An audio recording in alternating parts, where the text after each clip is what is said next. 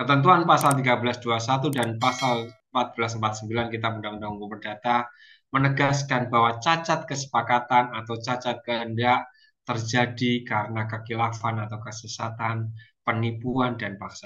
Pasal 1449 Kitab Undang-Undang Hukum Perdata mengatakan perikatan-perikatan yang dibuat dengan paksaan, kekhilafan, atau penipuan menerbitkan suatu tuntutan untuk membatalkannya. Kitab Undang-Undang Hukum Perdata tidak mengatur mengenai penyalahgunaan keadaan. Sebagai perbandingan, perkembangan dalam New BW dapat dilihat dengan penambahan suatu alasan baru untuk membatalkan suatu perjanjian. Ketentuan tentang alasan-alasan pembatalan perjanjian diatur di dalam dua pasal pada buku 3 dan buku 6 sebagai berikut.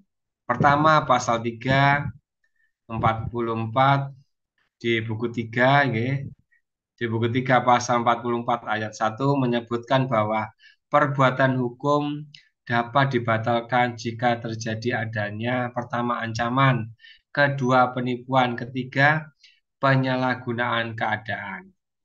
Berarti perjanjian atau perbuatan hukum dapat dibatalkan jika terjadi ancaman, penipuan, dan penyalahgunaan keadaan. Misbruik van omstandigheden. Dua, di pasal 228 ayat 1 buku 6 New BW menyebutkan bahwa suatu perjanjian yang lahir atau terjadi karena pengaruh kesesatan atau dowling dan apabila dia mendapat gambaran sebenarnya maka perjanjian itu tidak akan dibuat, maka perjanjian itu dapat dibatalkan. Tiga, apabila kesesatan itu disebabkan oleh penjelasan yang keliru dari kedua belah pihak, kecuali apabila perjanjian itu dapat diterima dan ditutup walaupun tanpa adanya penjelasan tersebut. Empat, apabila kedua pihak mengetahui dan patut mengetahui adanya kesesatan itu, seharusnya mereka berusaha mendapatkan penjelasan terlebih dahulu.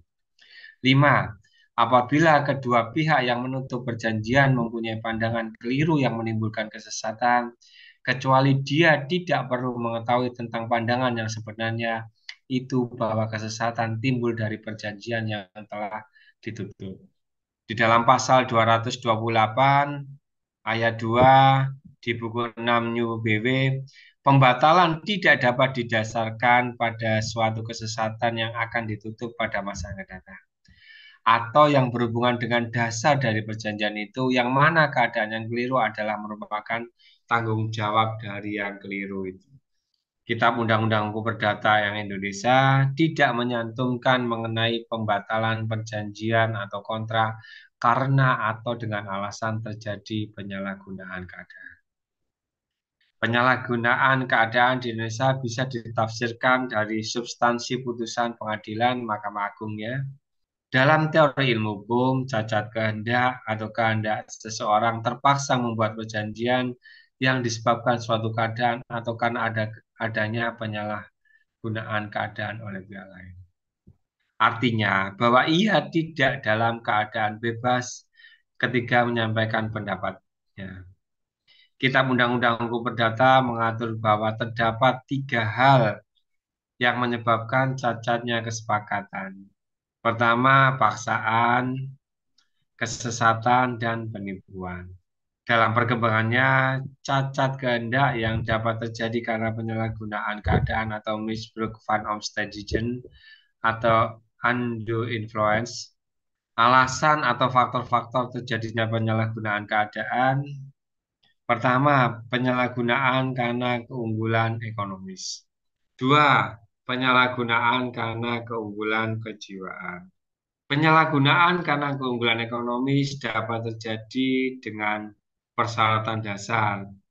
Pertama, satu pihak harus mempunyai keunggulan ekonomis terhadap yang lainnya.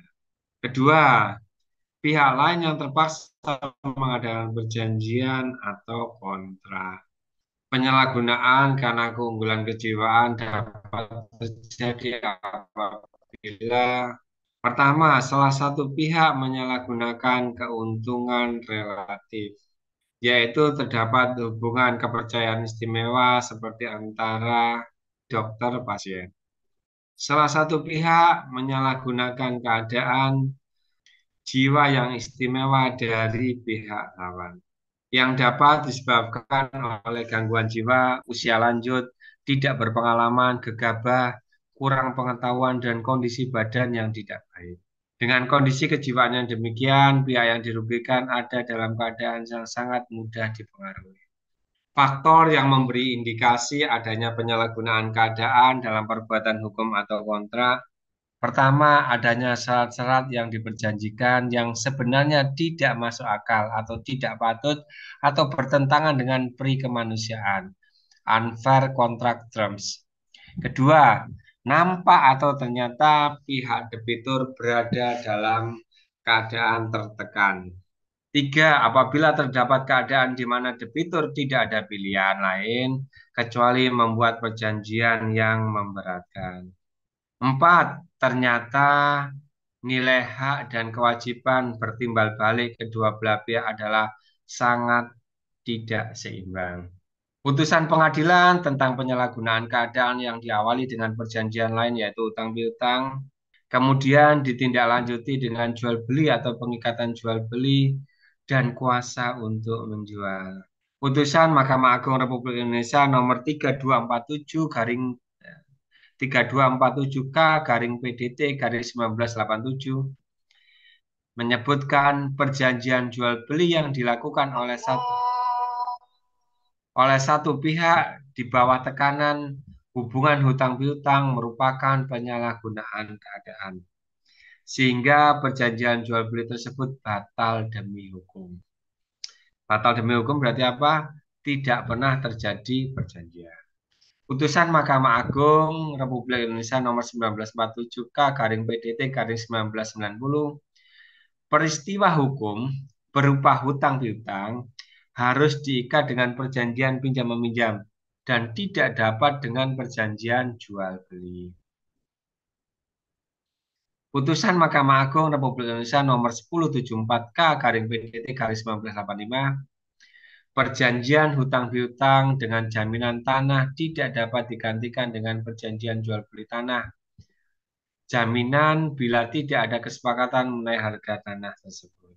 Putusan Mahkamah Agung Republik Indonesia nomor 78 PK garing PDT garing 1984 Junto putusan Mahkamah Agung Republik Indonesia 2650 K garing SIP garing 1982 Junto putusan Pengadilan Tinggi Daerah Istimewa Yogyakarta nomor 86 garis 1981 garing PDT tanggal 29 Januari 1982 menyebutkan akta notaris yang dibuat dengan materi suatu perjanjian akta notaris yang dibuat dengan materi suatu perjanjian hutang piutang uang dengan jaminan tanah atau rumah yang dibungkus sebagai suatu perjanjian jual beli tanah dengan hak membeli kembali yang kemudian diikuti dengan dibuatkannya surat kuasa mutlak dengan tujuan digunakan untuk melaksanakan peralihan hak atas tanah dari debitur kepada kreditur bila mana debitur prestasi.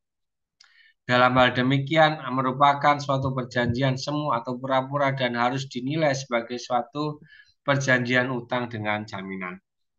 Jo yang saya maksudkan itu artinya junto. Junto itu yang maksudnya adalah pertalian dengan atau berhubungan dengan. Dengan kata lain, junto itu digunakan untuk menjelaskan pasal yang berhubungan satu sama lain dengan mengaitkan antar pasal satu dengan pasal lainnya. Contoh kasus lain tentang penyalahgunaan keadaan tapi bukan atau tidak diawali dengan utang piutang. Contohnya misalkan A itu laki-laki, B perempuan. Sepakat untuk menikah. Datang melamar B kepada orang tuanya. Setelah orang tua B tahu keadaan A dari sisi ekonomi tidak sebanding dengan B, dan agar A tidak menumpang hidup pada B dan keluarga B, maka orang tua B meminta kepada A untuk membuat perjanjian kawin dengan B. A dan B sebenarnya tidak mau membuat perjanjian kawin, tetapi daripada tidak disetujui oleh orang tua B, karena dipaksa oleh orang tua B, maka A akhirnya setuju untuk membuat perjanjian kawin dengan B. Perjanjian kawin itu perjanjian pranikah, adik-adik. Jika keadaan seperti itu datang di ke hadapan notaris, minta untuk dibuatkan perjanjian kawin tersebut dan tahu alasannya bagaimana sikap notaris. Notaris itu menjalankan amanah dengan jujur, seksama, amanah, dan tidak berpihak. Contoh berikutnya, C dan D sudah lama menjalin bisnis dengan modal sebagian besar dari C. D diberi kepercayaan mengelola keuangan kerjasama bisnis tersebut tanpa sepengetahuan dan persetujuan C. D menggunakan uang hasil kerjasama tersebut untuk keperluan pribadinya. Setelah D ditanya C dan D mengakuinya, ketika diminta pertanggungjawabannya, D selalu mengelak dengan berbagai alasan.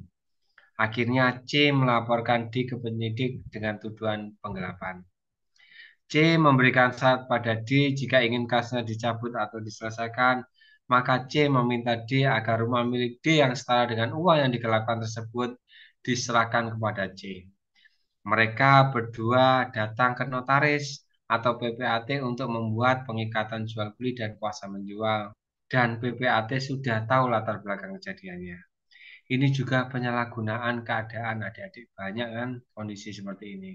Kesimpulannya adik-adik bahwa penyalahgunaan keadaan dapat terjadi dalam berbagai keadaan karena keunggulan ekonomis atau harta, keunggulan strata, kedudukan, gelar, ningrat, keturunan akademis, atau tekanan kejiwaan, psikologis, ketakutan, hubungan atas bawahan. Terima kasih para kaum fikum adik-adik.